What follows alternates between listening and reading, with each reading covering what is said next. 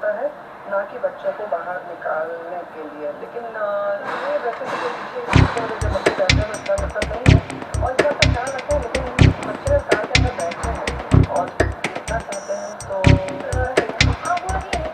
लेकिन मुझे भी ऐसा लगता है कि जैसे कि इन्होंने बात की ब्रेक की तो कई बार ऐसा होता है। लेकिन हाँ, छोटे बच्चों को अगर आप खड़ा कर देंगे ताकि अगर लेकर आए तो बच्चे आगे पीछे ना हो। तो हाँ, एक बात और है कि देखो जब हम सच में किसी एनालिसिस में जा रहे हैं तो अगर आपको पता भी है हाँ जहाँ पर ट्रैफिक ज़्यादा नहीं है और